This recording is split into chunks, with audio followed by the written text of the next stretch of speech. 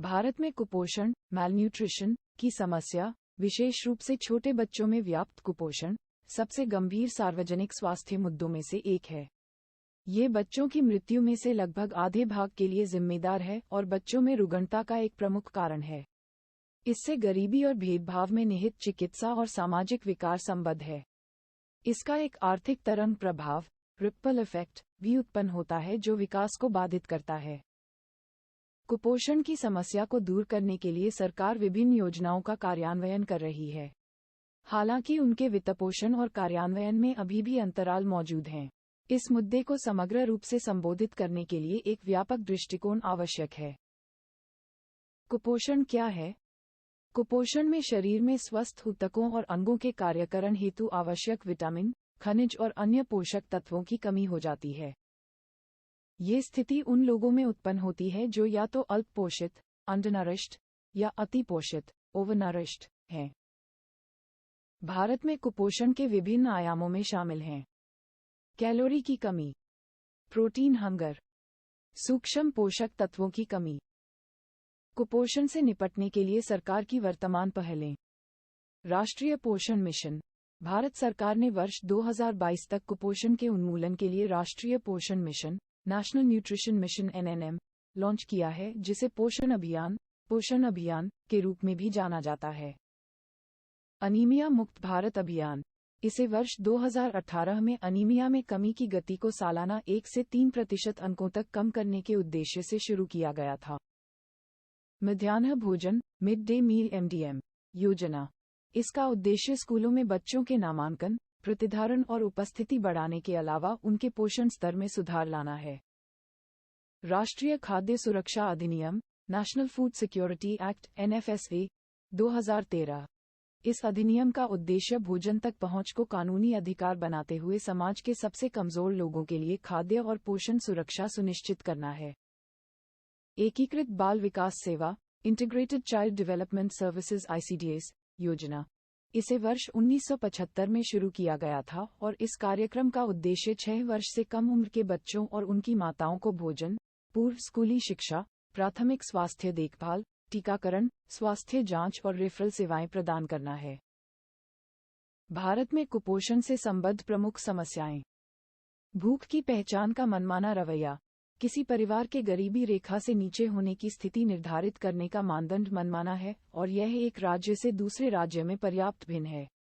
इसके अलावा, गरीबी रेखा से ऊपर (APL) और गरीबी रेखा से नीचे (BPL) के दोषपूर्ण वर्गीकरण के कारण खाद्य उपभोग में व्यापक गिरावट आई है।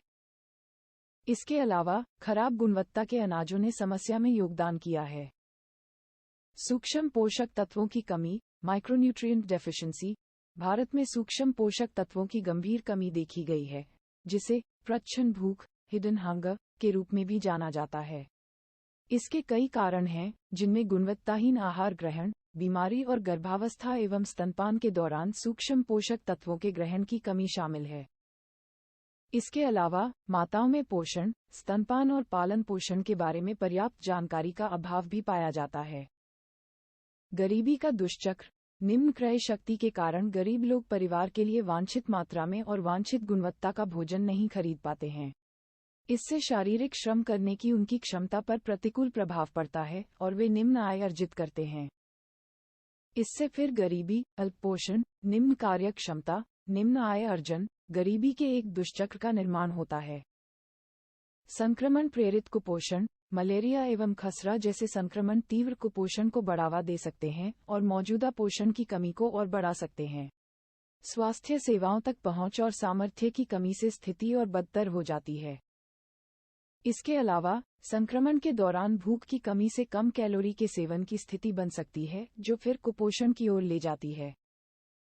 सामाजिक सांस्कृतिक कारक। अधिकांश गरीब परिवारों में महिलाओं और छोटे बच्चों, विशेष रूप से बालिकाओं, को आर्थिक रूप से सक्रिय पुरुष सदस्यों की तुलना में कम भोजन प्राप्त होता है। बड़े परिवारों में बार-बार गर्भधारण से माताओं की पोषण स्थिति पर प्रतिकूल प्रभाव पड़ता है, क्योंकि बड़े परिवार को संभालने के प्रयास में वे गर्भावस्था के दौरान अपने स्वयं के स्वास्थ्य और प्रसव पूर्व जांचों की उपेक्षा करती हैं।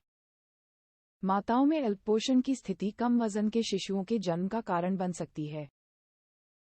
आगे की राह। पोषण संबंधी जागरूकता, स्थानीय स्तर पर उपलब्ध कम लागत वाले खाद्य पदार्थों के महत्व एवं पोषण संबंधी गुणवत्ता के बारे में जनता को शिक्षित करने के रूप में जमीनी स्तर पर पोषण संबंधी जागरूकता को बढ़ावा देना आवश्यक है। कम व्यय पर स्थानीय रूप से उपलब्ध सामग्री के उपयोग से उपयुक्त शिशु आहार, वीनिंग फूड्स और पूरक खाद्य पदार्थ तैयार करने के सर्वोत्तम तरीकों को स्वयं सहायता समूहों के माध्यम से परिवार की महिलाओं के साथ भी साझा किया जा सकता है। कुपोषण का आरंभ में ही पता लगा लेना। नवजात शिशुओं और गर्भवती महिलाओं का एक अच्छी तरह से रिकॉर्ड किया गया विकास स्वास्थ्य चार्ट आरंभिक चरण में ही कुपोषण का पता लगा सकता है। राज्यों और केंद्र शासित प्रदेशों द्वारा प्रत्येक जिले में मध्याह्न भोजन योजना को एक सामाजिक लेखा परीक्षा के अधीन भी लाना चाहिए। कार्यक्रम निगरानी के लिए सूचना प्रौद्योगिकी का उपयोग भी एक सार्थक विचार है। स्वास्थ्य देखभाल सुविधाओं में सुधार, प्राथमिक स्वास्थ्य केंद्रों और अन्य स्वास्थ्य देखभाल सेवाओं, विशेष रूप से ग्रामीण क्षेत्रों में सुधार से महिलाओं और बच्चों के पोषण स्तर में निश्चित रूप से सुधार होगा। एक अच्छी स्वास्थ्य सेवा प्रणाली जो टीकाकरण, मौखिक पुनर्जीवीकरण, ओरल रिहाइड्रेशन, समय समय पर कृमिनाशक उपाय और सामान्य बीमारियों का उचित उपचार प्रदान करे, समाज में कुपोषण को रोकने में दीर्घकालिक योगदान कर सकती है। व्यापक पोषण स्थिति, पोषण केवल आहार तक सीमित विषय नहीं है। इसमें स्वास्थ्य, जल, स्वच्छता, लैंगिक दृष्टिकोण और सामाजिक मानदंड भी शामिल हैं। इसलिए यह जरूरी है कि पोषण संबंधी कमियों को दूर करने के लिए व्यापक नीतियों का विकास किया जाए। स्वच्छ भारत अभियान, बेटी बचाओ बेटी पढ़ाओ और पोषण अभियान को समन्वित करने से भारत की पोषण स्थिति में समग्र रूप से परिवर्तन लाया जा सकता है। कृषि पोषण गलियारा, भारत के पोषण केंद्र, गांव सबसे अधिक अल्पपोषित हैं और गांवों की पोषण सुरक्षा की जांच के लिए तंत्र विकसित किए जाने की आवश्यकता है। महिला एवं बाल विकास मंत्रालय ने इस कड़ी को चिन्हित करते हुए वर्ष 2019 में भारतीय पोषण कृषि कोष स्थापित किया था। उपलब्धता, पहुंच, सामर्थ्य, खाद्य की बेहतर आपूर्ति एवं उत्पादन, क्रय शक्ति बढ़ाने हेतु कार्यक्रम और बेहतर फसल उत्पादन के लिए किसानों का बेहतर कृषि मार्गदर्शन देश की पोषण सुरक्षा के लिए आवश्यक है।